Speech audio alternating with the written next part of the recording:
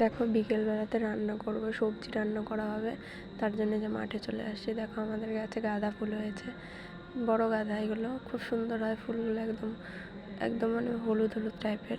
তারপরে যে দেখো গাছ থেকে পটল তুলে নিচ্ছি, কয়েকটা পটল তুলে নিব আর কয়েকটা বেগুন তুলে নিব, কারণ মিক্স সবজি করবে তার জন্য। এই যে দেখো একটা বড় বেগুন হয়েছে, ওই বেগুনটা তুলে নিলাম। তারপরে ওই দিক থেকে পুঁই শাকটা তুলে নিব। তারপরে এই যে দেখো বাড়িতে, তারপরে ওগুলো তুলে নিয়ে বাড়িতে চলে এসেছি। দেখো সব সবজি, মিষ্টি কুমড়োটাও কিনে এনেছে। দেখো গাছের লঙ্কা একদম লাল, এই যে সবজি কেটে নেওয়া হয়ে গেছে। দেখো এখন ধুয়ে পরিষ্কার করে নিয়েছি।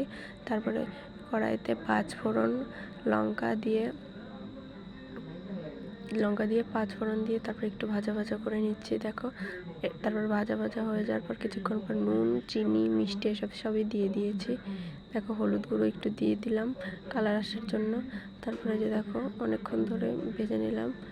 তারপরে ভেজে নেওয়ার পরে এটাকে একটু ঢাকা দিয়ে দিতে হবে, কারণ একটু সেদ্ধ হওয়ার ব্যাপার আছে, সেদ্ধ না হলে ভালো লাগবে না খেতে। দেখো এই সবজিটা খেতে খুব ভালো লাগে রুটি দিয়ে, রুটির সাথে, খিচুড়ির সাথেও ভালো লাগে। আজকে রুটির সাথে খাবো, তার জন্য রান্না করা কিছুক্ষণ। তারপরে ঢেকে দিয়েছিলাম, ঢেকে দেওয়ার পরে লাস্টে ঘি আর একটু গরম মশলা দিয়ে নামিয়ে নিচ্ছি। দেখো এই যে লাস্ট ফিনিশ, সবজিটা খেতে খুব ভালো লাগে।